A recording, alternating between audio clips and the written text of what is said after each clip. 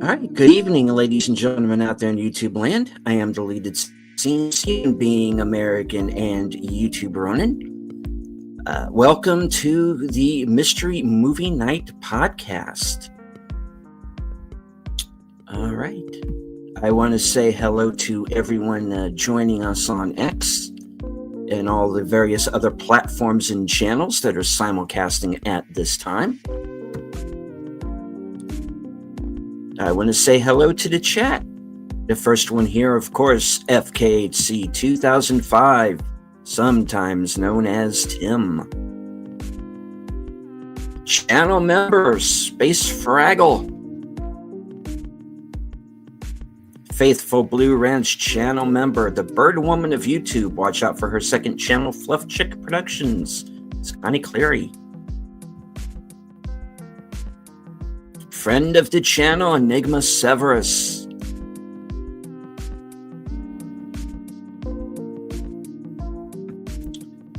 All right. Got a full panel tonight, and I think this is going to be a lively one. The reason why I know you are all truly here. The woman who will Haruken me to death at any moment. So I'm keeping my eyes peeled for ninjas and various assassins that could enter the building. Sun's Corner. Is it because I'm all dressed in black or something? Sure, why not? And the ninjas in? Ninjas are in. We need more ninja movies. I know. Good ninja movies, too. Indeed. Recommend some, y'all. Yes. Anything with Shokashugi, I'm good. Hello to Caveat Ties. All right. Joining us from an undisclosed location, which all you have to do is basically just look right out his window and you can guess. Off the cover. Well, hello out there in Radio Land, dear viewers. We're going to be diving into some more dumpster fires in Hollywood. Well, save it. And of course, last but certainly not least, he is not Peter Facinelli. He just plays him on YouTube. It's Kyle Corwith. Apparently, this has gotten around the tubes. People have been saying this in the live chat that I look like the guy. Okay. Thank you for having me back. Yeah, I'm ready to rock and roll into this movie. Right on. Should I set a timer deleted so that we don't run you late for your whatever stream you got coming up? Yeah, we should probably like we did last set a time. Timer. Yeah, which Never we had to come happily for you. Went over. So, well, it's so much fun to talk about. All else this will stuff. just have to wait. All right. Well, how long do you want me to? When do you have to split? Let's. When do I have to split? I think I've got a good 70 more minutes. I think that ought to about do it. Okay. All right. All righty. Yes. If you're on my channel and you stay to the end of the show, you will be redirected to my next stream, live from Sparkwood 21, where I will be joined by or whatever the hell the word I'm trying to say is, by Troy Pacelli, Nutters Network and Aged Boomer, as we discuss the Twin Peaks television series and all of the multimedia surrounding it. All right. And a quick announcement before we go on. Just before we went on, I learned I just hit 4K subscribers. Nice. So congrats. Thank you to all of the new subs. Cheers. Hopefully, cheers. Yes, thank you. Appreciate it. I've got a heavier pour than you, Kyle, this time around. But you have rocks in it. I don't. Yeah, you drink it like a man. What are you working with? Suburban, man. I'm not going to say the name until they fucking pay me. Yeah. Mhm. I'm working with a bourbon too, actually. Mhm. It's a very good one. I like it. They should pay me. They should pay all of us. Yes. All the free advertising. Hello to our man from the future, Sashi. Sashi. And Megan the Texans joined us. Hello. Woohoo. All Hi, right. Megan. So let's just get right on to it. And the mystery movie night selection this week was Asylum's Gladiator: A New Hope. Okay, so I was surprised about this. I was happy. Yeah, I was very happy because it freed up my Thursday night. Right, exactly, same. I've already canceled my ticket. I was like, no, there's no way because Enigma, no way because I was like, this is like supposed to be a blockbustery, big blockbustery thing. So I thought, no way. I even had tickets to a free screener for tonight, but well, that was before I forgot about our discussion. Yeah. I wasn't going to go to it, but anyway, it came up and I was fist bumping my movie buddy next to me. We were fist bumping. We were happy. So. Oh yeah. Yeah. The funniest part was the fact that the display was right outside my theater. I was like, I hope it is. Yeah, there was definitely a big poster in the entrance of my theater. Yeah. They're not doing too good of a job trying to make it a mystery. No, right? Not this time. Not this week. There was other speculation as far as what it might be. One of which I was hoping it wasn't going to be, and the other was like, okay, well maybe, but I really would like it to be Gladiator. Yeah, I mean, say what you will, but Gladiator 2 was better than last week's mystery movie that I went to, but apparently Regal didn't have. Right? No, it did not. Ben Hofer. It's about some German priest during World War II. It was not good. That sucks. Which is unfortunate because I was looking forward to that one. So yeah, it was just I didn't even bother reviewing it. It wasn't worth it. Ah, that bad, huh? Yeah, I was like, I'm not wasting time with this. I got Yellowstone, and now I still have to do my Dune Prophecy review. I don't have time for that. Okay. So, Lita, can I make one request? Please do.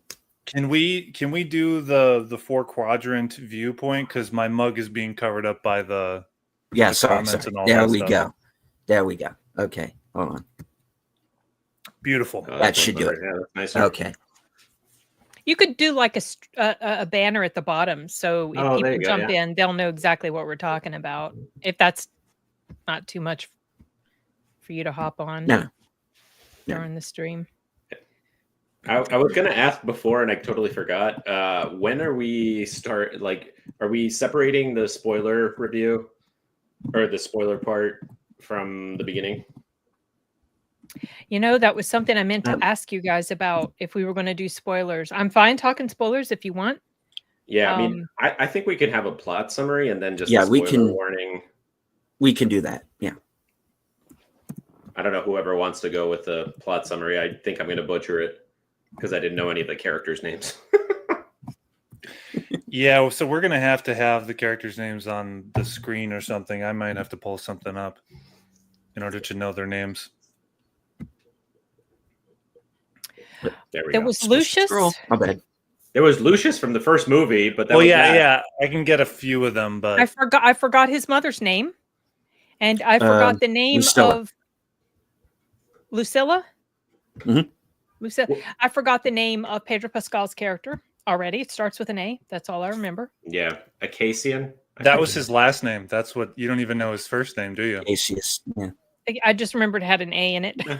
That's not the character's. That's not the character's first name. Pedro's character's first name is Marcus, which is fucking confusing because Marcus Aurelius is the grandfather of Lucius. That's probably why they were always referring to him as Acacius. Exactly. Yeah. So I can only presume that that name is based on a real figure, although they take significant liberties with some certain cases. However, there are aspects that are real that actually they did put into this movie that are surprising. Can you enlighten us on those things at some point in the conversation? Because I'm curious. I didn't do I will. any I read an article by The Standard, and I got a sense, or not a sense, I found out what was real or based on fact and what was not. So we'll definitely, I can mention a couple of those as we were get there further really into sharks in the Coliseum in real life? Do we want to get into it now, or do we Well, I want mean, to that's wait not a until... major That's a spoiler. I'm just spoiler. curious. That's a spoiler, Sin. Not a major Great spoiler. job. Great I was job. in the trailer. I don't think you're going to get on Thirsty Thursdays again. Your integrity is shattered. I never saw the trailers, so it was through word of mouth on social media that I heard that Lucius was supposed to be was Maximus's son. Yeah. Okay. We need to get into that as That's- well. And that there were sharks in the Coliseum, and people were just going a little bit nuts about that. So I don't consider those spoilers since they were in the Yeah. Well, my understanding of it was they did recreate naval battles in the Colosseum, but if they went through the whole 9 yards of actually adding sharks, I don't know how the hell they got the sharks in there. Well, isn't Right. Rome not too terribly far from the ocean? Yeah, I mean, it's a peninsula. So, Yeah. Ridley Scott's response. Are you fucking kidding me? That they could put water in that Coliseum? You don't think that they could take a couple marine animals into there? That was a response in a quote. I heard about that response of his. Yeah. He is very ornery. I mean, he's kind of always been, but it's more pronounced because he's old and he's in the get off my lawn stage. And the quality of his filmmaking has declined. Not as badly as Coppola's with Megalopolis. Okay, Very I'll good give you point. that. I haven't seen Megalopolis. I Didn't decided Don't not bother. to. I'm not Don't going bother. to. Okay, Unless you want a really bizarre experience. I decided you know? I don't. I don't have the brain bandwidth. You're on some for that. drugs or have a heavy night of drinking and you want to turn on something like I felt I needed to no, drink farewell. during this. Oh, okay. Ooh, So yeah, you called it a interesting. train wreck in the chat. Interesting. Okay. Okay. I didn't feel that strong. I mean, I didn't hate it. I didn't love it. It's definitely, I'm just going to summarize my thought. It's definitely does not come anywhere close to being as good as the first one. And it didn't have the emotional impact and weight to it that the first one did. It almost felt like it was made by a different director. Mhm. And sometimes it started to feel a bit soap opera-y, and with all the scheming and the stuff that was going on and the, I don't know. It's not going to be on my top 10 favorites, but it's also not going to be on my top 10 worst. So can I No. read off my plot summary here? Yep. Sure. Yeah, I'm just going straight off of Wikipedia. Well, actually, let's just do this. Oh, I thought you were going to do your own plot summary. That would. Oh, I thought it was your own review. Yeah, I was about tailored. to. Not a review. You know what, Kyle? Here's my first off the cover plot summary. So we basically start out 16 years after the end of the first movie, and we see some random guy, Hano, in some town somewhere I had to look this up, in northern Algeria, some kingdom of Numidia. American schooling sucks. I was not aware of this kingdom. And they're about to get taken over by Roman ships, led by Pedro Pascal's General Acacian. So Hano gets taken in as a slave. They row their way back to Rome. He gets purchased by Denzel Washington's character, and then he goes and becomes a gladiator. But he wants his revenge on General Acacian, because who murdered his wife. Well, he didn't. He didn't really. He ordered responsible for.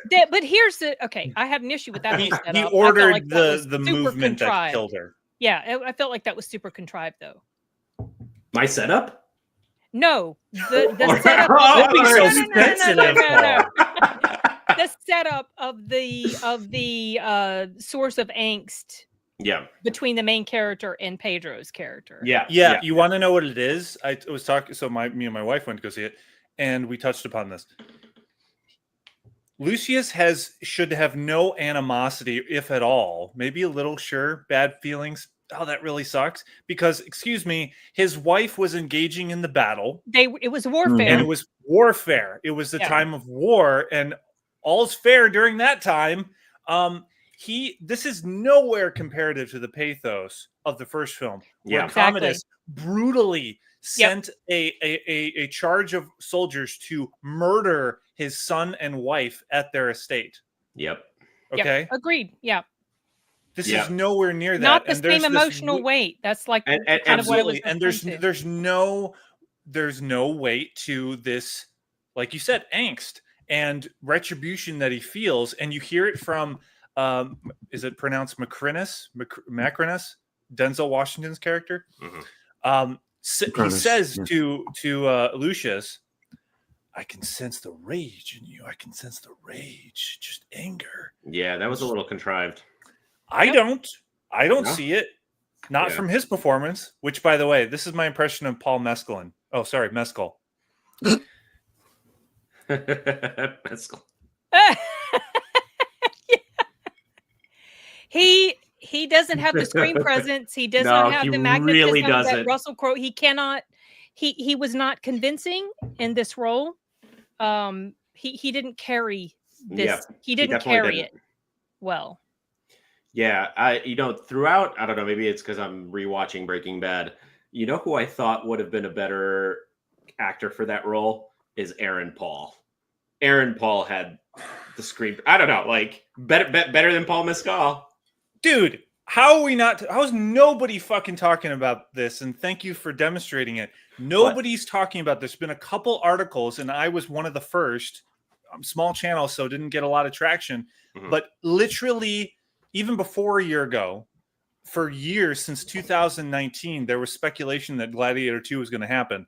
And I was saying, well, they got to get Spencer Treat Clark back to continue to have the continuity of the first one. Agreed. And I did like 2 recordings back in Illinois where I used to live, and something followed up technically and it didn't work out. I did it again when I moved to Texas, didn't work again. And then the third time is the video that I posted a year ago of me just specifically pointing this topic out of they just shafted Spencer Treat Clark for some fucking reason that no one wants to talk about. Ridley Scott doesn't want to talk about. And actually, you're right, because I looked up his picture as an adult, because I remember him as a kid, but I just looked him up. He actually would have been a great, like in the Roman makeup and everything. I think he would have been fantastic. Can we all agree that Spencer Treat Clark is better looking than Paul Mescal? Yeah. Well, it definitely would have helped because you would have had that bridge in your mind between these two movies a little bit better. Yeah. Knowing that it was the same guy. But likewise, in Terminator 3, they used Nick Stahl instead of what's his name? Edward Furlong. Edward Furlong was having his issues. Right. Yes. Yeah. Spencer Treat Clark isn't a drug addict though. Right, exactly. Yeah. So I don't know what the choice was there. He put out a statement a few months ago, actually. Who did? That was Spencer Treat Clark. Okay. Thank you for asking. Sorry, I didn't clarify. Spencer put out, when he was asked, there was a quote, and he says, I hear it's good. I hope it's good. Very diplomatic, that type of thing. Mm-hmm. He didn't even state in detail of, did Ridley call you or anything? And I doubt he did, which is pretty disrespectful if that's the case. I just think it's a huge wasted opportunity. And in my pitch, on my video, I state how they had the opportunity to show this character of Lucius when you can do the plot line where he's sent off away after Maximus dies in the first one to, I guess we're into spoilers. I mean, can we finish with the plot summary? I thought. Oh, okay. My bad. Oh no. I mean, no. I'm not trying to jump in, but yeah. So he gets bought by Denzel Washington's character, becomes a gladiator. During the time of these two twin emperors, Caracalla and Greta, I want to say. Can't remember their names. Yeah, that actually happened. Yeah, that actually did happen. Caracalla and Greta. Geta. Yeah. Greta. Yeah. So that actually happened, and then we get the whole storyline of Lucius's mother from the first movie. As she gets, having these flashbacks of Maximus telling her to go take care of Lucius, she sends him away, and then, kind of remains in the background working with the senators to, restore democracy to the empire. That's pretty much the plot summary, right? Did I miss anything without spoilers? Sounds good to me. Yeah. So spoilerific. If we can start spoiling, it's up to All right, you. You're the host. You're the host here. Folks, I honestly don't know how to talk about this movie without going into spoilers, to be honest with you. So, we are going to be spoilerific tonight, folks. So, okay, I am putting the here we go. Spoiler banner up now. Okay, I'll begin. This movie had me for the first 20 minutes. It didn't, and to then me. Those fucking CGI baboons. Oh yeah, that and I went like, what the hell? I am watching an asylum film. Yeah, you know what? I was actually going to bring this up. I wrote it down. It was so, like, the CGI throughout the entire movie was so jarring. This is going to be like a quick aside. I actually have seen baboons. I was like at arm's length away from baboons when I went to Africa. I even saw one baboon pleasuring another one. You see them hairless? Yeah, no, and they're like this big. Yep, they're this big. They're not massive apes.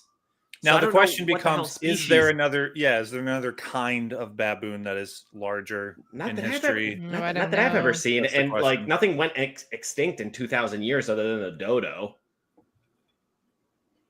Like no, like large land animal went extinct.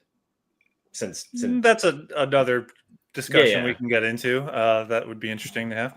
But CGI, I mean, I could have gone with it if the CGI was better. Right.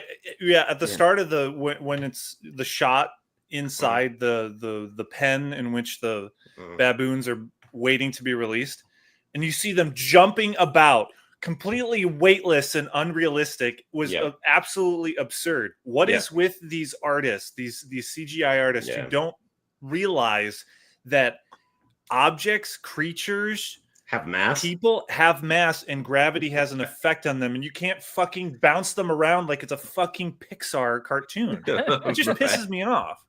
It really does. It's common sense, and I don't know what if they lose the common sense eye to be able to see these things, and Ridley Scott not being able to. Apparently, it's prevalent, and this is why practical effects need to be implemented into films, so you don't run into this and you don't lose the common sense of the eye. Right? He did that. Ridley Scott did that in the first film with the tiger fight. Even though there are some composite shots and some editing that's a little too fast, and they try to stitch it up to make it look like it's all continuous, etc. I would rather have that than some editing quibbles, yada yada, than just janky CGI that is going to just take me out of the movie. I mean, to play devil's advocate, I think the animal rights people have really clamped down on it ever since there was some movie like A Dog's Purpose or A Dog's Choice or whatever the hell it was called. A Dog's Purpose, where a German Shepherd drowned. So I think that could have played a part. I'm not sure. And not using real baboons.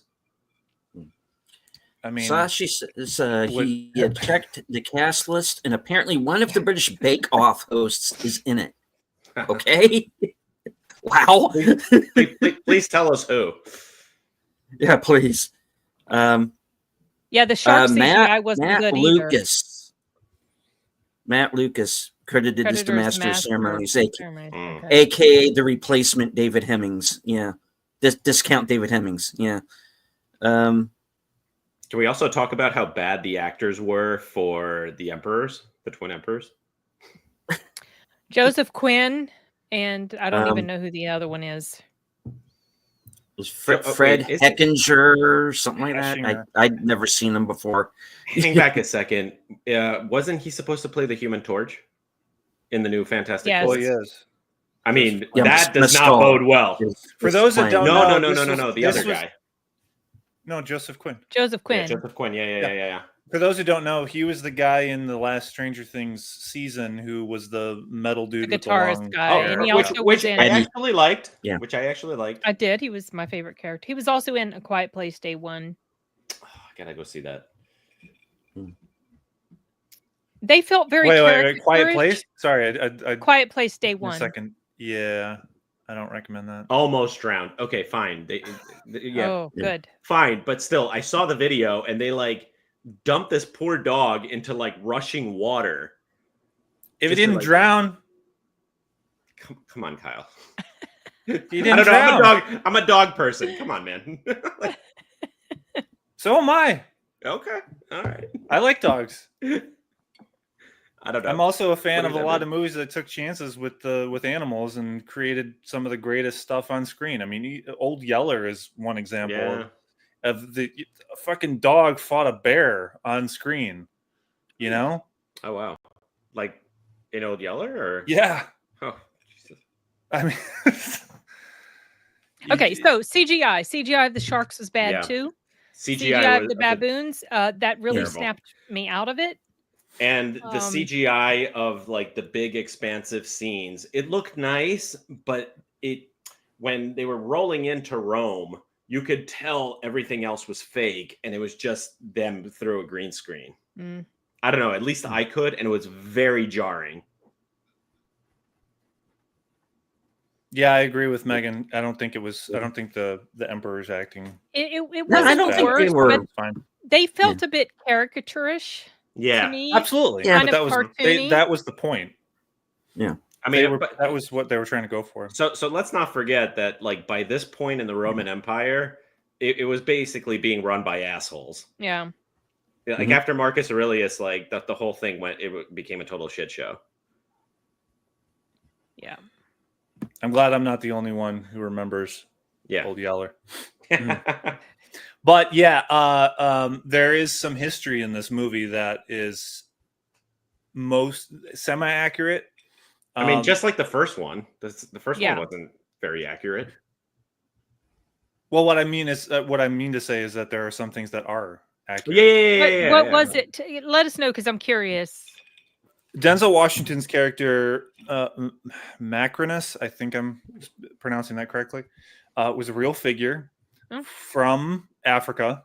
Oh, okay. Yeah, and was an emperor for a short period of time. And the difference was he isn't doing in real life. He wasn't a slave trader or some kind of gladiatorial educator. Okay. He was an advisor who was never in the Senate, which was one of a kind for someone to become an emperor. That's what I've read. The speculation of how, say, dark his skin was is up for debate. There is a bust of him, but he does hail from a North African region, and it's not out of the realm of possibility. And it's enough for me to say, oh, okay, it's fine. You want to take some liberties and put a darker shaded actor skin? I don't. And it depends on. Yeah, that's fine. Because like after seeing him in Macbeth, it was fun. Like he played the role great. Within Gladiator II, but most of North Africa is. I mean, it's sub-Saharan Africa that's generally black. But there you go. There could have been like internal migration, whatever. The Egyptians were kind of like more olive skinned, which they did have in that first battle scene with the ships coming in. So yeah, no real gripes as far as like the DEI crap, except for the women fighting in the beginning. Right, and that was something I wanted to look up too to figure out. I mean, how accurate is that for women to be fighting at that time? You know? Well, I mean, I know that it was probably a thing in some cultures. I just don't know anything about that. At first, I thought it was a Roman city that we were seeing in the beginning. So I'm like, did women fight in the army? No, I busted out my phone. I'm like, where is this new kingdom of Numidia? And it was modern day Algeria. Okay. So I guess it's kind of like directly south of like Spain.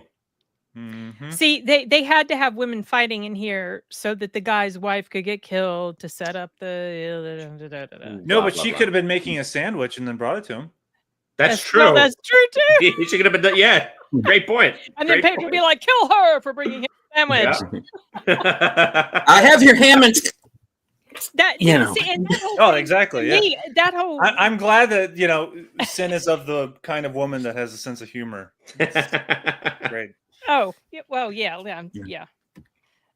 No, that's thank sort you of for the stuff that's stupid funny chat. to me. But the reason that felt contrived. Her death and participation in the war. Her death. Well, the participation in the war, obviously, but her death in the midst of battle and all this chaos and fighting, hundreds of people around, and Pedro Pascal is able to accurately notice that this archer from way far away is a female. Kill her, he says. Oh yeah, you're right. You know, and I was like, yeah, he's specific. Kill her, and of course, as if it's a common thing. There's a woman. There's a woman up. Exactly, and then of course the there's a woman husband fighting. just so happens to, conveniently see this command being given, and then it happens. One of the few times he actually notices the minutiae details of things, but couldn't fucking predict when an arrow was going to fly into his mother's chest when Denzel Washington was right the fuck across the way in the emperor's seat, and no one else was in the arena at that point. Right. Fucking kidding. This is one thing. I know I'm hijacking just one little thing. Yeah. The cool way they could have done that was that Lucius does see the arrow being fired, and he reaches out, and the arrow goes right through his hand, the back of his hand, and into her, but still goes into her. Yeah. Into her chest, still kills her. But it's showed that he saw it, and he did all he could. I mean, aside from moving his entire body, but that wouldn't, he knows he can't die in order to save Rome. So that would have been more interesting, and it actually depleted the intelligence or the ability for him to convey a situation or to realize a situation well enough. It just dumbed down his character and lessened the integrity of him. Yeah. But yeah, sorry, I hijacked that a little bit. It was unrealistic or contrived, that situation at the beginning with Pedro Pascal's character, who is, I don't even know how to say his last name. Acacius. Okay. Also, I totally didn't see the whole transition of Denzel's character turning to, because I did not expect that he was going to end up being like the villain in the movie. And so that was a bit of a surprise, because I thought he was going to be similar to the Oliver Reed character in the first one. Yeah, he pretty much starts out that way. All of the characters in this movie are basically either the same character from the previous one, because you do get Connie Nielsen back. Derek Jacobi comes back just to get killed like a fucking extra. That was ridiculous. I agree. Fucking ridiculous. But I thought it was amazing that he was there again. I didn't know that guy was still alive. Yep. I thought it was. I was. Whoa, that guy looks exactly the same, more or less.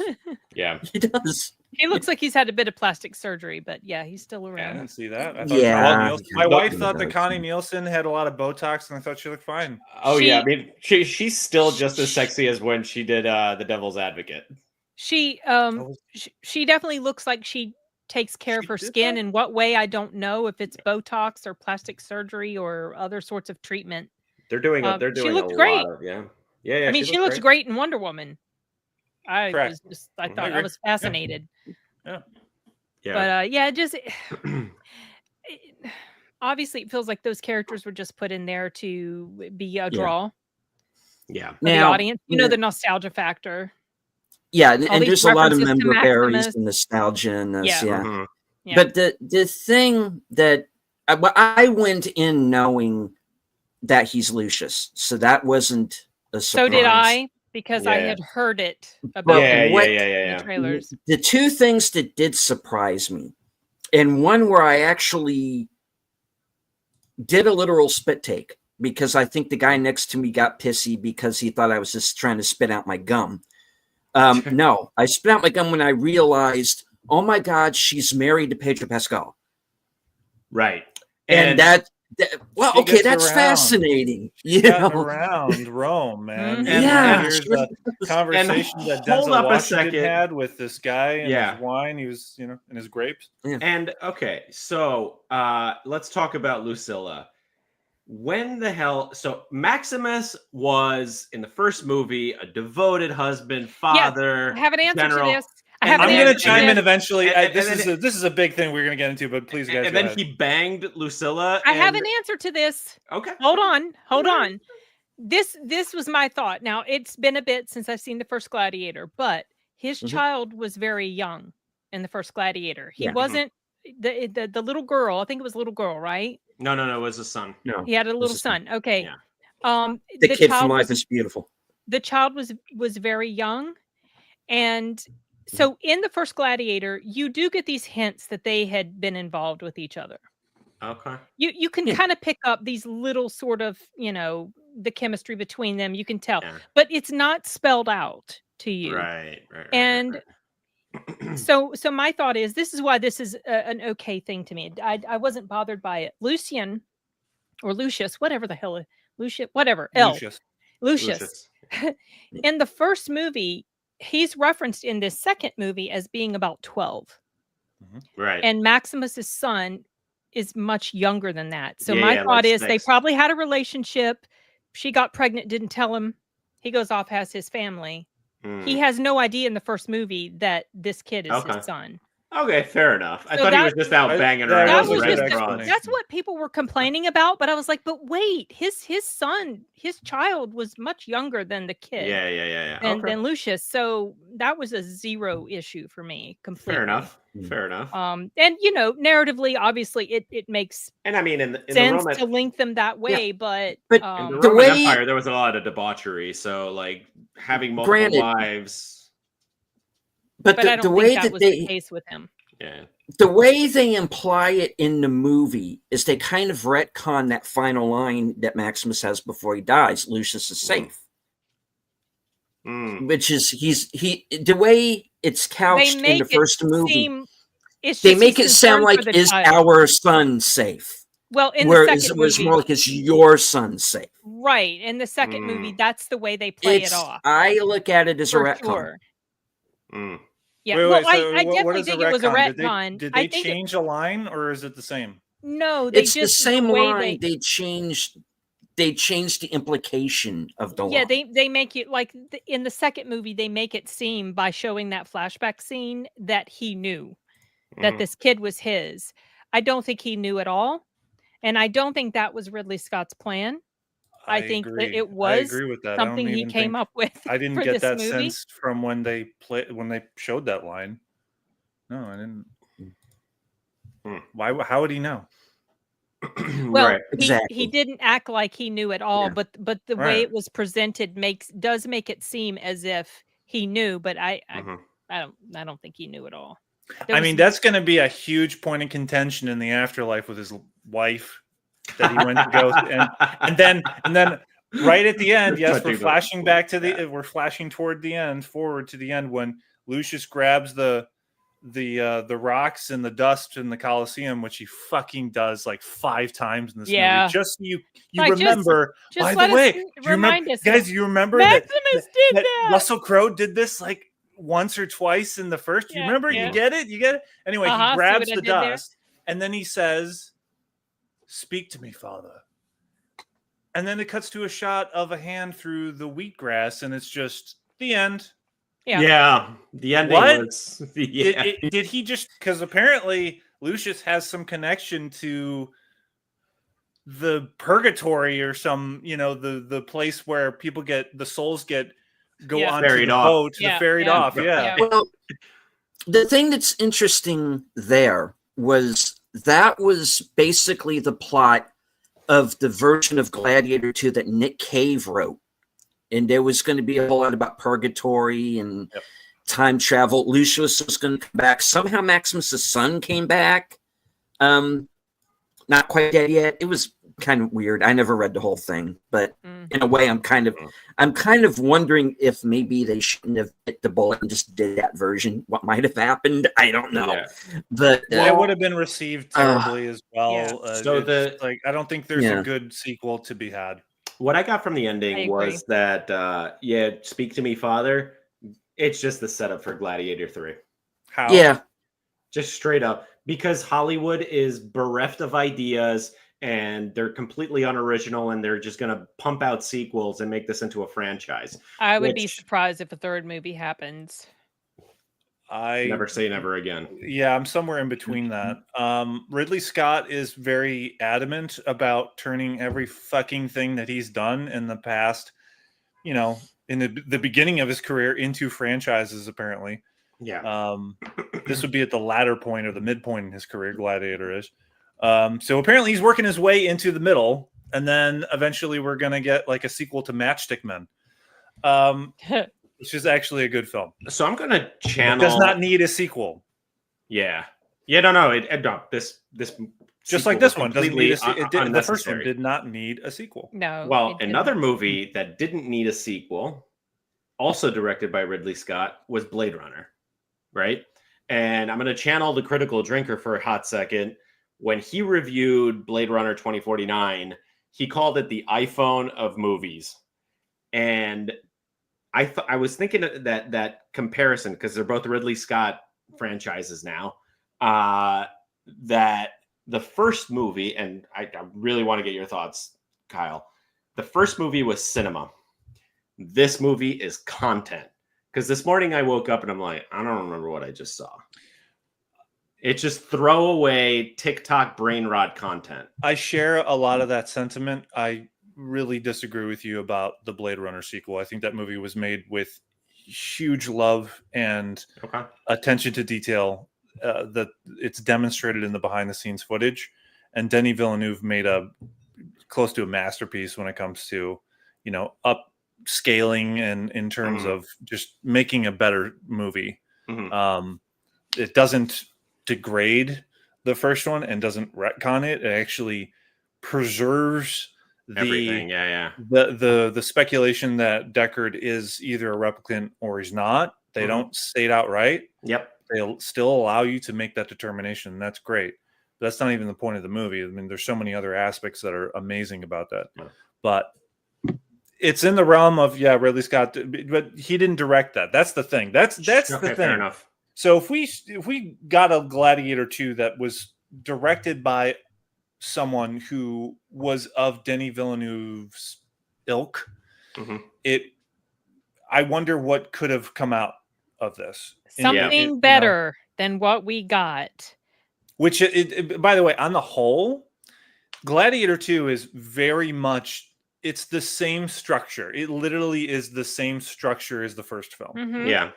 Both they have the same sort of characters plot stuff about the plotting to get rid of the bad people. And major battle in the beginning, a couple of gladiator fights. Yeah. Family member gets killed. He gets sold into slavery, comes to Rome, gets into a few gladiatorial bouts. And then there is a secretive uprising that's trying to be had. Somebody finds out about it and then stops that from happening and then takes them captive again because they betrayed, etc., and then somebody significant dies at the end of it, This in the sequel, except the Gladiator doesn't. Right. Well, more people Well, die surprisingly. in Gladiator 2 than in the first one. You know, you got Pedro Pascal who dies. Right. Gracchus, I think I'm a fan of that actor. I really I think they underutilized that. Are you talking about Joseph Quinn? No. Derek Jacobi. Thank you. The older man. Derek. The older man. Oh, Derek. Okay, yeah. Yeah. Okay.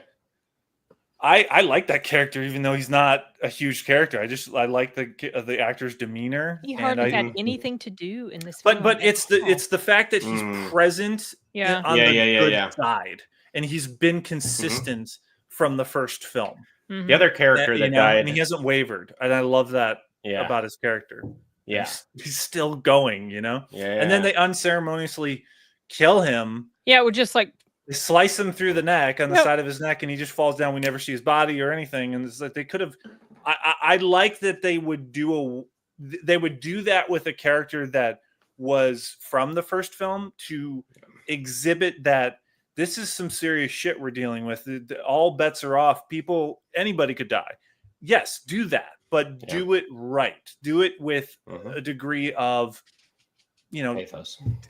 Yes, pathos and show that there's some significance to the death, you know, just a little bit. It wouldn't even take that much. It's just like, have a shot at least of his body on the ground, of maybe Lucius seeing him, maybe the mother reacting to it as well. Absolutely. Right. Just these little tweaks can make such a huge difference to the way an audience perceives a film.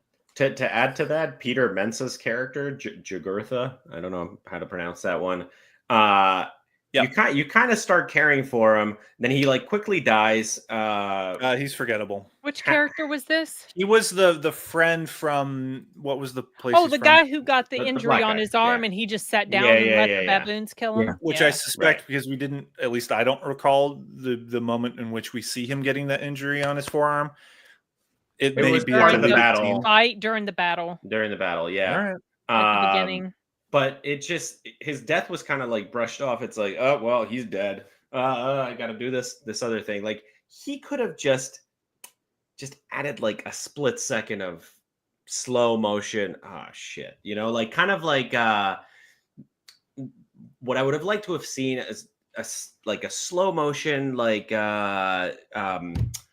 Saving Private Ryan when they're on the beach and Tom Hanks's character can't hear and everything's semi slow motion. That would have. I'm sorry. Shell shock.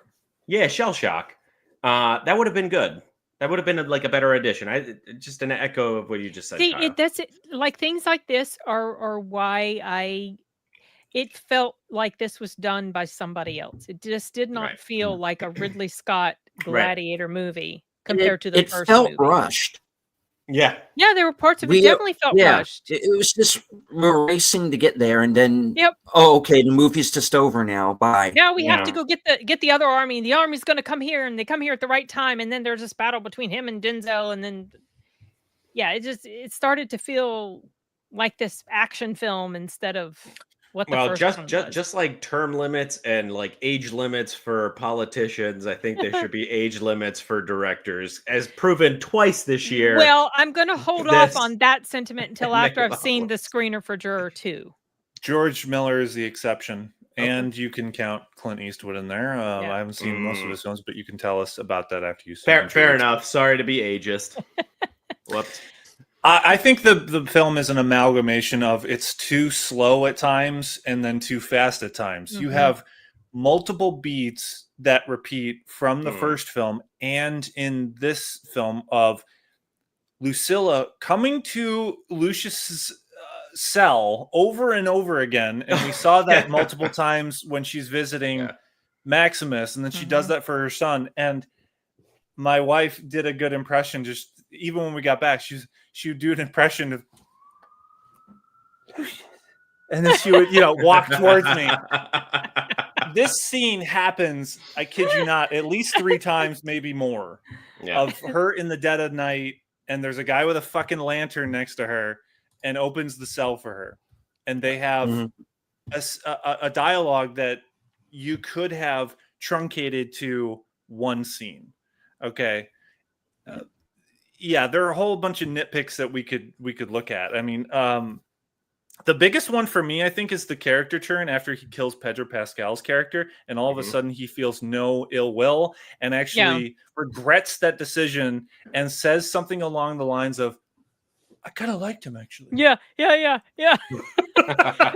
was a quick turnabout. I noticed that as well. Yeah, just because I think it was the line of, "I would have died for your father." Right. I just don't think that's enough, and it would have been more of a struggle internally with Lucius to reckon that. Is this someone who fought with my father, and is he should have been asking that question, and it would have been interesting to look at. Is Maximus his dad? There is a conversation that Denzel Washington has with someone. Oh yeah. Speculating if he is, if Maximus or just who is there the father had of been Lucius? Talk that her brother was Exactly, and some gay guy that apparently she was, throwing her hooter around Rome, apparently, and the speculation that it may have been her brother or this other guy is more interesting to me. It's most interesting if it actually was her brother because of rape. Right. And that makes it hugely dysfunctional and complicated. But I get this is my interpretation. I think they choose to believe that Maximus is his dad. But they didn't have DNA tests, Maury Povich. Well, she would know if she knew the timing and who she'd been with. A woman would typically know. Not if you have multiple partners in a short This period of time. is true, but there's no indication. There's no indication she had multiples at the same time. You just know that she. You know about Rome orgies, right? Yes, but there's no indication she participated in those. You could have multiple drops in the bucket and not tell which is which. She had been in an arranged marriage. I can't remember. Was it that her husband was supposed to be gay?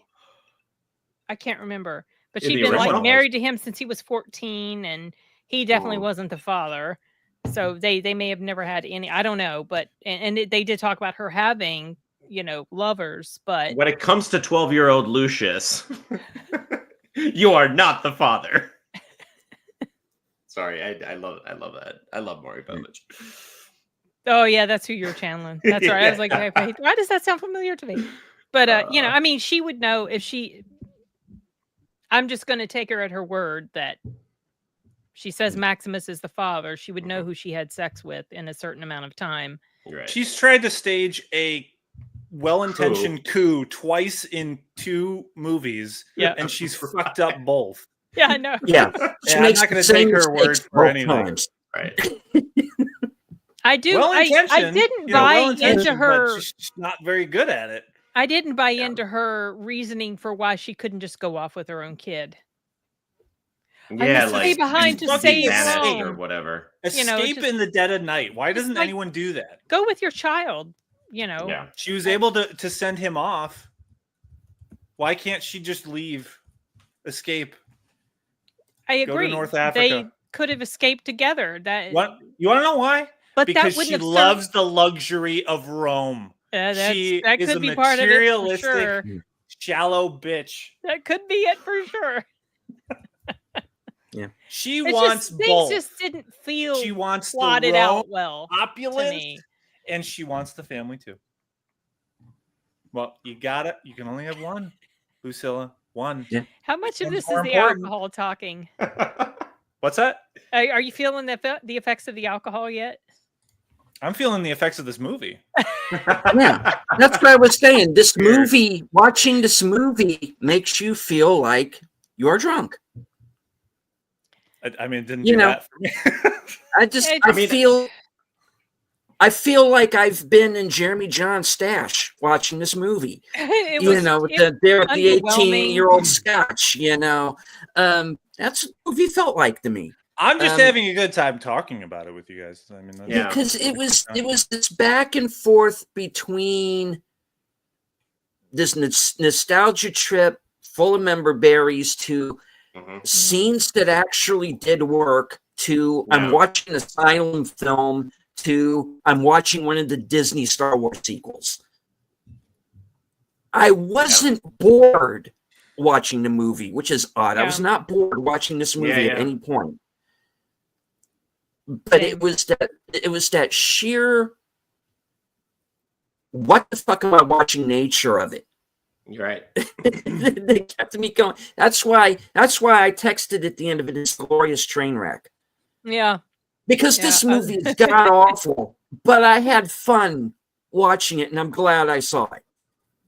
Oh, I definitely am not. I don't know. I mean, It's I was weird. going to go see it anyway. I'm glad I wasn't. I wasn't angry at it, but that's partly because I wasn't expecting it to be as good as the first one. Yeah.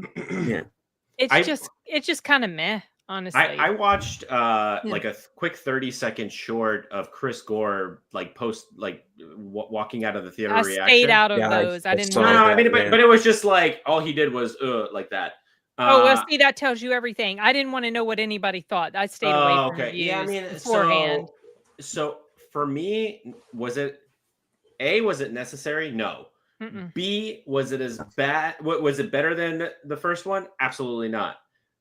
Was it as bad as people would say? It entertained me. The girl I was with enjoyed it. She liked it, but she'd not seen the first one.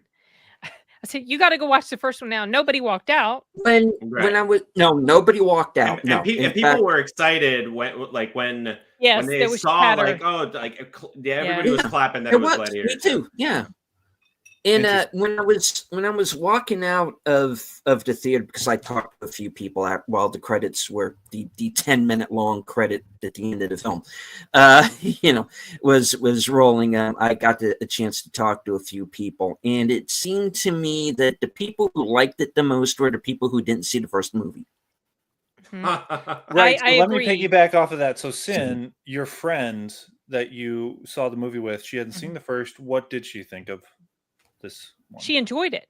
She liked it a lot. Okay. And she texted her friend and said, you have to go see Gladiator II because there's a baby monkey. Remember that little baby monkey? It was a cute little monkey. That's incidental. That's comic relief. It has a diper and all that stuff. That's like truckle. Yeah, you know, the critics are giving this fairly okay reviews. I mean, currently it's at 75% on Rotten Tomatoes. I'm curious to see what the audience thinks. Yeah. I do not think fans of the first one are going to be as kind to this. This is what's strange. No. Are the majority of critics today youngins that didn't see or are a fan of the first film? I mean, you have the passing of a generation of people that it's not been that long ago. It's 24 years. I know, but not years. That's long enough ago. for an entire generation to pass away. I mean, I have watched relatives of mine that have passed, and it's been more apparent to me that there is a generational change happening where I and Generation X are essentially the next generation to lead this world. That's basically it. Well, we're technically millennials. The boomers are pretty much gone or on their way out. It's sad. They're on their way out, but they're still there because whatever. But so I have two stories regarding the original. Well, this Gladiator and the last Gladiator. So the movie came out in 2000, and I was a college freshman in 2001, and I had a laptop, or I got a laptop. I don't know how I procured this laptop. I don't know. Maybe my parents got it for me, and I would bring it to class. And while the professor was droning on and on and on, I would put on action movies on mute, and Gladiator was one of them, and people would just crowd around me watching my laptop. Goodness. Did you put on subtitles? Yep. And I would just show, because it was like an 80-minute class, I would just show the action scenes. This is just the origin stories of Paul realizing that he wants to talk about movies and basically. You know how many times I have seen Russell Crowe die on screen with that movie? My husband loves Gladiator. It's a great movie. Apparently it's a religion to some people. He would just watch certain parts. I don't think he's actually ever sat down and watched the whole thing. from start to finish. He will fast forward to his favorite parts, which are the battles, when his family gets killed. I mean, I'm the same. I'm the same way with Saving Private Ryan. Yeah, I get it. Die so many times. Yeah. And then this is going to be a little like gross out warning for the next 30 seconds. So the little monkey, when I was growing up, my dad worked like all over the place, and he brought back these two little monkeys up like basically that size. I must have been like 2 or 3, so I don't actually remember, the monkeys running around in the house. Are they capuchins? I don't know. He just brought like some random wild monkeys back from the jungle. And I forget what the second one's name was, but as every dad does, right. And so we named this one monkey Yuki, and Yuki would sit in the corner in the kitchen and let's just say pleasure himself. Oh gosh. And I don't remember any of this, but my mom was like, yeah, you came up to me and said, mommy, what's Yuki doing? And my mom was like, get that fucking monkey out of my house. Oh my goodness. Oh, I thought she would say that this is a moment of opportunity to educate you. Yeah, educate you. I was like, 2. Yeah. This is what this is. This is how you do it right. Like my brother's dog. He has sex with his baby lamb at least 2 or 3 times a day. How old were you again? I was like way 2 or too 3. young, too. Oh, yeah, you're too young. The score. Yeah. I wanted to mention the score. The score for this was not anywhere near as good as like I wondered if it was like Hans Zimmer did the first one. Did he not? Was that Hans Zimmer or somebody else? Okay. He did not work on this one. No. And it shows. So Harry Gregson Williams, I believe. Yeah, I just looked it up. So the first 20 minutes it's not super impressive. Yeah, I remember that. The first 20 minutes, actually, the score itself is what took me out of the movie. It just didn't match any of the scenes. Well, nothing. It felt generic. To be fair, like that first half. The second half, I didn't have as much of a problem with. Harry Gregson Williams is actually a really good composer. He has composed some beautiful scores with Ridley Scott. Prometheus' score is really great. Say what you want about the film, but looking at the score on its own, it's beautiful, adventurous, majestic, romantic even. The Robin Hood that Ridley Scott did has a adventurous, rousing score that I love. And he's a protege of Hans Zimmer.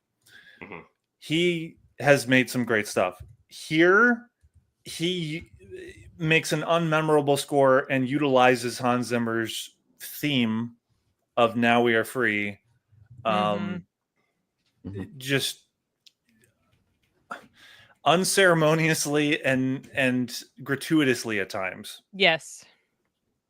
Just randomly, it feels also. When it was a reference to Maximus in one way or another. So if they're talking about him, they put that in there. That's what it seemed like. Right, but this is the thing. They're hitting us over the head with that, and yet they're showing us, they're telling us, and they're showing us, and they're putting that in our ears with the music of Maximus. It's just, you're laying this on too thick. Yeah, like show Lucius. Yeah, do you see what we did there? Doing that. Did you see what we did there?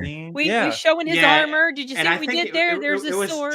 It was too direct with all. Did you like seeing Maximus's name in English on the wall? Oh, well, technically speaking, it's kind of spelled the same way in Latin. Is it? Yeah, it's just like the U is a V, but it's I'll back off from that. Yeah. Well, they were speaking English too, so I mean. Yeah, I mean they had to speak English. Denzel Washington doesn't have an accent. I don't fucking care. It doesn't really matter to me. You have to do the whole movie in English. There must have been like 1,000 different languages in the Mediterranean region 2,000 years ago. So just do it in English. That's fine. It's the movies that try to do the thing that Valkyrie did, which they start off with German and then they awkwardly transition into English, as if this is supposed to get us into this world and make it more believable, right? By making us think, oh no, you're hearing English, but just imagine, they're really still saying German. No, just go. Oh yeah. Just go with English, okay? Which is fine. Which is what this movie did, which is fine. Red October did that too, with changing from the Russian into the English, and then you go, how many KGB agents are on my ship? And yeah. And I guarantee you, Valkyrie, when they were making it, was taking cues from that movie. Unnecessarily. I don't doubt it. Anyway, Gladiator II is a thing. Wow. It's probably apparently it's gonna make a lot of money. I don't know if that's really what's it tracking to make. I hadn't heard. Overseas, it's made a little bit, So we'd have to look I think it'll probably track to like 700 or 800 million. You mean total? Yeah, total worldwide. I think it'll end up around 4 or 5. I think first weekend it'll probably do okay, but then I don't know. Not everybody's us, so yeah, I do kind of expect it's going to drop off. I'm curious to see whether Wicked's going to beat it. Oh, speaking of which, when I was in the theater, there was all these people dressed up to see Wicked. I guess there must have been like a screening in my theater. I'm like, why the hell are all these where are all these freaks coming from? And then I noticed one of the women wearing a hat, and I was like, oh, okay. Yeah, it's the same weekend. They've already started combining the names of these movies, like how they did last year with Barbenheimer. Okay. They've already started with that nonsense. Well, I like my other combination, Sound of Turtles. Sound of Freedom, followed by Ninja Turtles. Ninja Turtles. That was the same time. I didn't even see the Sound of Turtles. Actually, that movie, you should go back and watch it. It is beautiful. I was too annoyed at what they did with April O'Neil to watch it. So fine. I get it. Who did that movie? Seth Rogen. I was wondering if it was Kevin Smith. No. Kevin Smith actually just did a movie called The 4:30 Movie, which I've downloaded. I haven't watched it yet. As many of my friends know, I have a massive movie depository.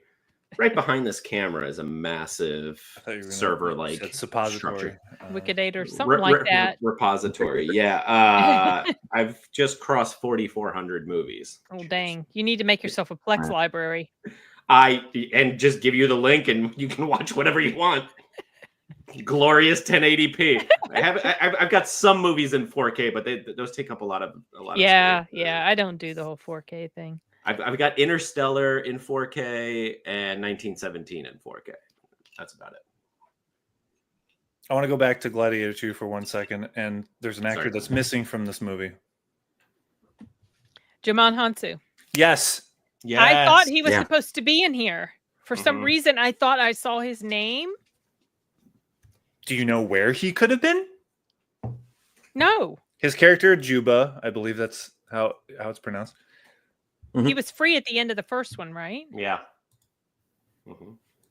Yeah, but I think they look at what he could have. He could have been Denzel's character. Is that what you're saying? No, he could have been the Ravi character, the doctor character taking. Yeah, I was thinking about that too, but fucking hysterical. I have a very good friend of mine, also named Ravi, also a doctor. Oh, that is funny. I texted his wife. I'm like, yo, your husband's in Gladiator II. I mean, I don't know if his presence would have helped at all. I really don't think so. He's such an underrated actor. Oh, so I agree. Underrated. Absolutely. Super underrated. I don't think it could have saved it though. It still would have felt like just a nostalgia callback. Here's a wild pitch. But I thought he was supposed to be in I there. would have loved to see a Gladiator 2 starring Djimon Hounsou as the main character. Yeah. As Gladiator. There's your DEI. But is like, well done. I want a great actor that is underutilized, that deserves to be in leading roles, that hasn't gotten a chance yet. He's been in Hollywood forever and has not gotten his big shot. It has no fucking matter and he's about so his good. Skin shade. Yeah. It doesn't matter. His on-screen charisma, his personality, what he brings to roles. Yeah, he was in Amistad, so he had a leading role there. Did you see him in Blood? That's what I was going to say. Blood That's Diamond. a supporting role. Oh my gosh! Blood Diamond. I know, but I mean, it was that performance. Like I've always liked him, but that performance, and I really my heart with that performance. He was. I really liked Never Back really Down. Good. He played. I have not seen that. I just saw the trailer. It's enjoyable. It's a throw. He was in The Island. Sure. Yeah. Oh yeah. Oh no, I did a video on The Island, and that he was underutilized in that. He's and always, his character is inconsistent. Almost always underutilized. Because they actually modified the script because of Djimon Hounsou. They added to his character and made him live and made him into a good guy. Yeah. And I would argue that it's jarring, but ultimately welcome because you love that actor. What it was apparent during when they were making The Island that Michael Bay just said, I really like this actor and I love the way he's portraying it, and I don't want him to die or continue to make him a bad baddie. I'm gonna do a character switch here and a character change, which could have been with some modification would have worked. But ultimately, the point still is the same. Djimon Hounsou is an underrated actor, and he needs more opportunities and like a big leading role. Like a discount. Oops, sorry. Conversations going on in the background. Sorry about that. There are some actors that I like so much I don't like when they play baddies. Denzel's one of them. Training Day?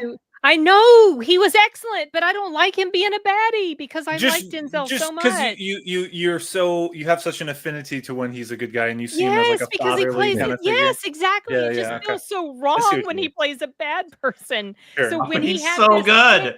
He is excellent. I love his acting. I don't like when he's a baddie. It's hard for me to not like his, because I like him so much on a personal level. So, like, what do you make of that? Okay. Never mind. That's what makes kind of going off on a tangent here. Sorry. Another Denzel Washington movie where he could be construed as the villain because he ultimately does the crime that starts off the whole thing is A Soldier Story. I haven't seen it. Oh, is that an older one? It's an older one. It's from 1984, I think. Oh, yeah. And it's a murder mystery on an army base. And now you went and totally went and spoiled it. You said.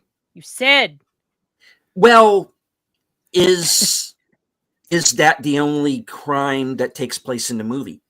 Okay. I haven't seen this, so now I'm curious. They ordered a code red. Maybe.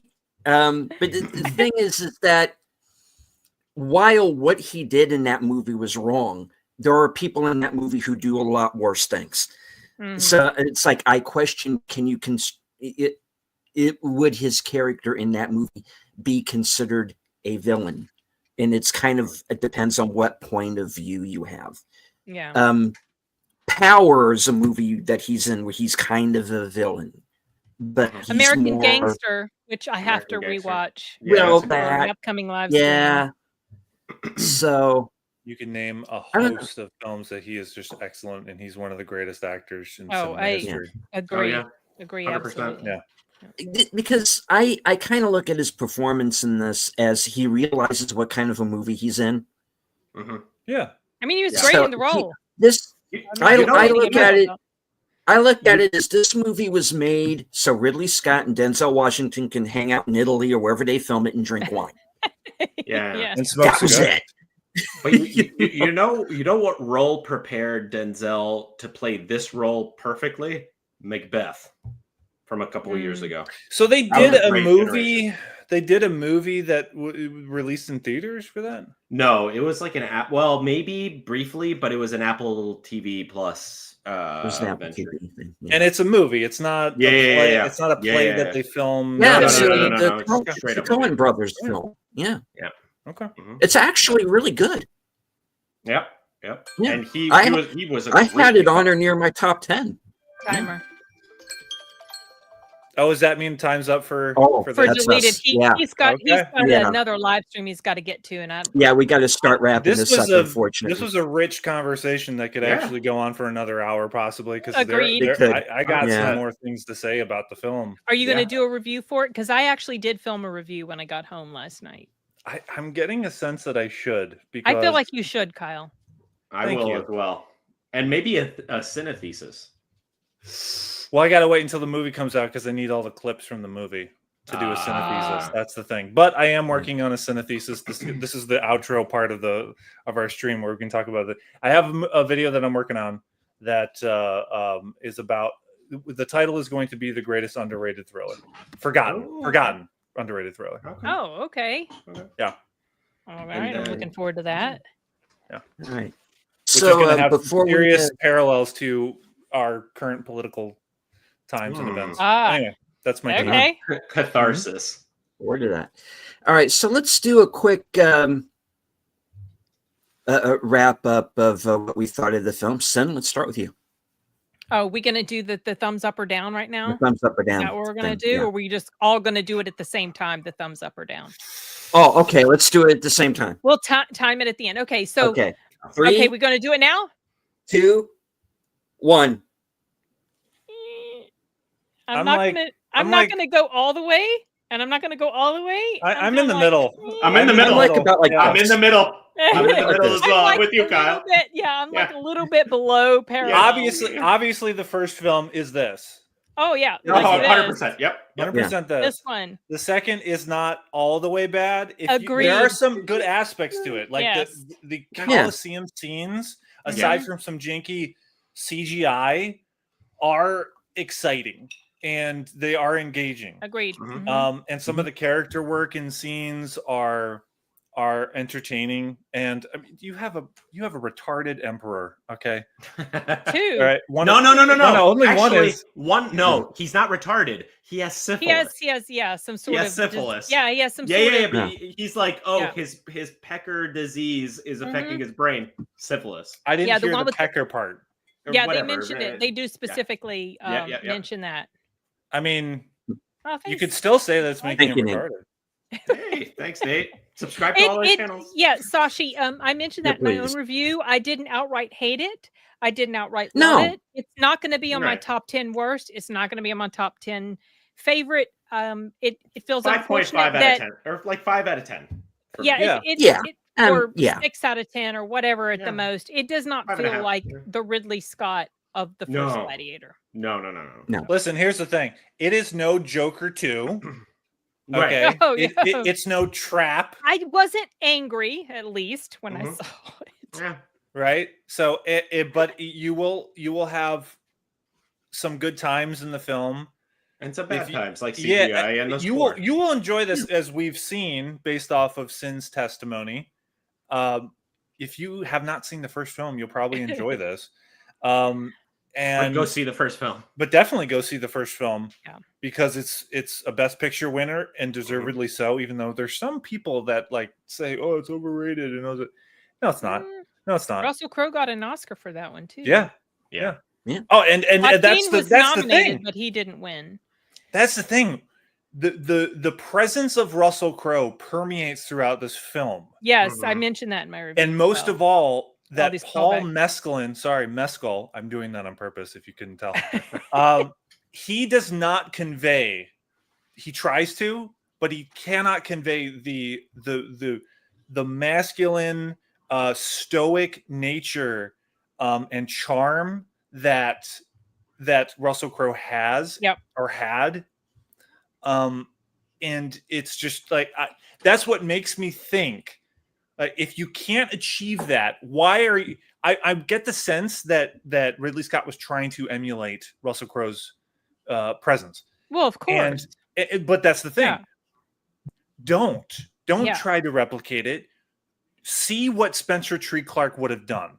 Yeah. And my pitch. At least let him audition. Absolutely. And this brings full circle because I was going to finish. I was going to talk about this, and I'll finish off with it. What could have happened was you start off the film in which Spencer Tree Clark, Lucius, is hiding out still, and he's not a fucking warrior. He's not ready for battle.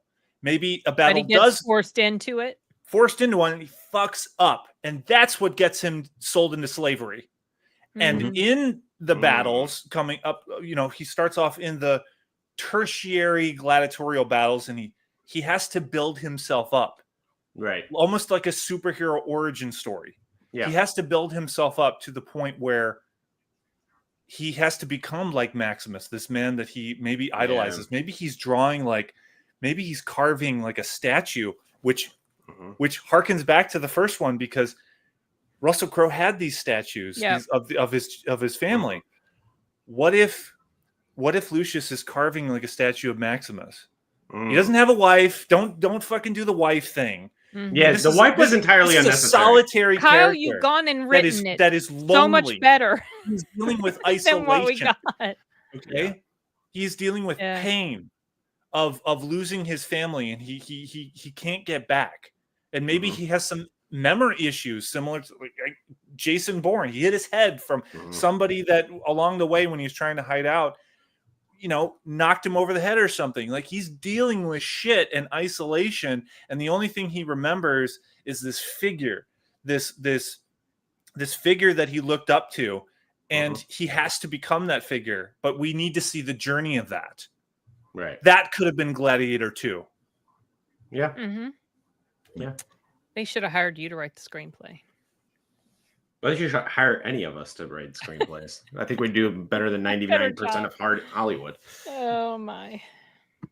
And it agrees. Kyle would pay to see your movie. I would too. Yeah, I would too. Yeah. Good one. I'm picturing it in my brain already. Honestly, I might steal it for my review. This is what we're here for. Like, if we can inform each other in a way that's natural, like, I didn't think about that, I will adopt that. Yeah. It's not about I can't think for myself. How am I going to think of things to say? Yada yada. Yeah, exactly. I listened to a podcast last night called, I think it's just called the. Oh, I won't plug it anyway, unless they pay me. But I listened to a podcast, and it was an early review of Gladiator II. They must have been being there. Apparently, they're going to have one of the actors, Joseph Quinn, on the show for some interviews. So there might be some aspect to that where they don't want to say so much about what they don't like about it. Yeah. But one of them literally said that it's like one of the top films of the year, and I just got this sense of are they being paid by the studio? Are they being paid? Because I think that's they probably hyperbole. are. Yeah, they probably are. They probably are. They said a couple quibbles, but they were so minor that it didn't really matter. And they're praising aspects to it, like they didn't even note about like the CGI. I think they even said the CGI was great, and I'm just I don't think I'm gonna return to this podcast and listen to you guys because you're probably shills. Yeah. Or they wanted to make sure that they were gonna that actor was still gonna be on his podcast. Right. On their podcast. I'll give one thing to Mark Kermode is there is a separation in which he has a host that interviews the people and the stars and filmmakers, but Mark Kermode doesn't often and reviews the film separately and then comes back with his other co-host and then they talk about the film together. And he's very brutal if he doesn't like a film, he's very honest about it. So I appreciate it, even though he's said some things about some woke stuff that have been ridiculous, but in aspects to that of having integrity and being honest, I think that's a very valuable or invaluable, whichever way you want to look at it. Should we plug our upcoming videos and channels? Well, you guys go ahead. I already did. Yay. Okay. Sin. Yeah. Just my Gladiator review is coming up. That's probably the most immediate. Nice. Probably on Thursday. Nice. All right. Yeah. I have to put that out probably tomorrow, just to take early mover advantage with the YouTube algorithm. But I've been starting to review Yellowstone episode 2. Recap is shot, and I have yet to watch. Probably after this stream, I'll throw it on. Is Dune Prophecy, which is one of my favorite movies this year. That's not it's a show. It is a show. Dune Part 2. Okay, yeah, so Dune Part 2, which I actually had a bunch of really good, successful videos do well. I'm gonna review the HBO series.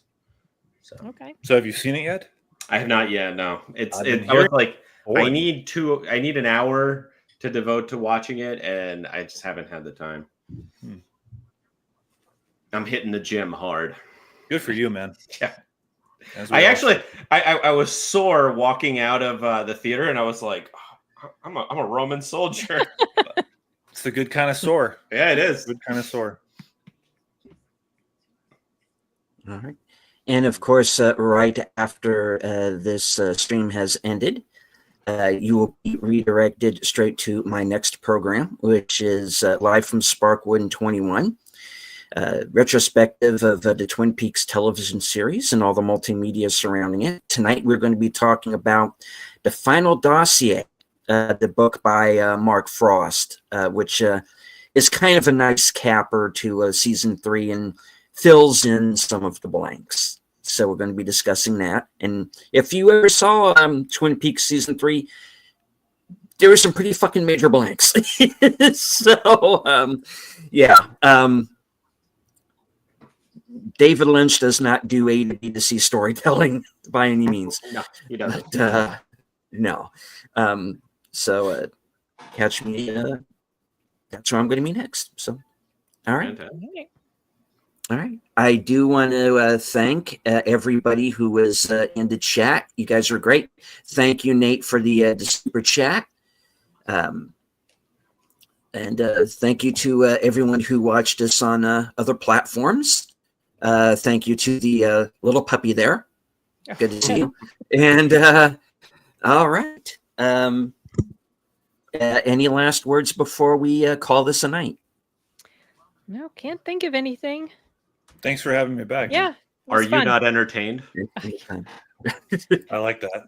That quote, I don't think that quote came up at all, which surprised me a little bit. Thank God they didn't do a throwback. Right? Yep. They did a throwback to everything else. Line. Oh, I'm surprised they Lord, didn't show the little statues being found in the sand of the Colosseum. Mm-hmm. Yeah. Planted there at the end of the first one. That would have been interesting, but it's too damn shallow. I know. Yeah. I thought they were going to do a flashback to like just show that the moment where Lucius was going in the Colosseum was where he remembered that Maximus died there. Yeah. You know, and they would show a quick flash of, you know, him there, and it could have been poignant. Yeah. But anyway, we could honestly talk about this. This is a demonstration. We can keep talking about it. We need to let you go, Deleted. Or yeah. You do. Okay. We'll probably continue this conversation up in another stream, but yeah. Until next time. All right. Great to be here. Thank you. Yeah. Take Peace care. Out, Radio Land. I am going to just do a heart out, and as I always say at the end of every stream, thank you all once again for watching. Good night. Take care. Stay strong. Be safe. Don't get captured in battle and enslaved and sent to Rome. Oh, that would be bad. Because that would be bad. And this is how we win. Good night.